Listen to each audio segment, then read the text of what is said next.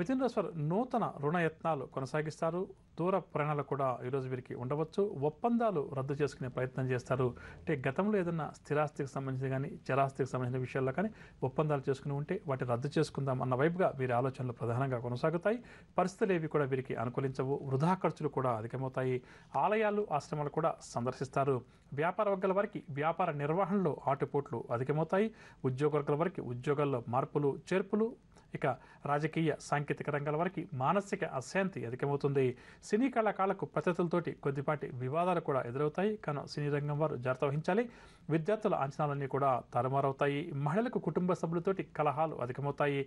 షేర్ల క్రయ విక్రయాలు మందగిస్తాయి. ఇక మిథున రాశి వారికి వాళ్ళకి వచ్చే రంగు పసుపు రంగు మరియు గులాబీ రంగు. పరిహారాల విషయానికి వస్తే మిథున రాశి ప్రతి ఒక్కరు కూడా శ్రీ వెంకటేశ్వర స్వామి వారిని పూజించడం చాలా మంచిది. తదుపరి కర్కాటక రాశి.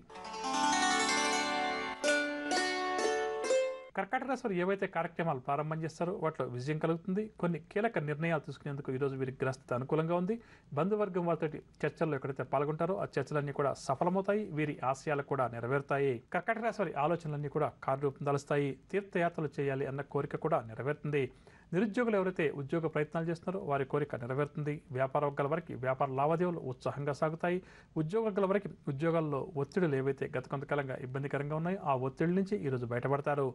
పారిశ్రామిక వైద్య రంగాల వరకు ఆకస్మిక విదేశీ పర్యటనలు, సినీ టీవీ కళాకారులకు అవకాశాలు కొన్ని అప్రయత్నంగా దక్కుతాయి.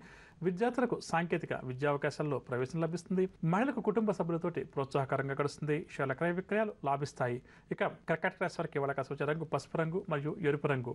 పరిహారాల విషయానికి వస్తే కర్కాటక రాశి ప్రతి ఒక్కరూ కూడా ఆదిత్య హృదయ స్తోత్రాన్ని పఠించడం ఈరోజు చాలా మంచిది.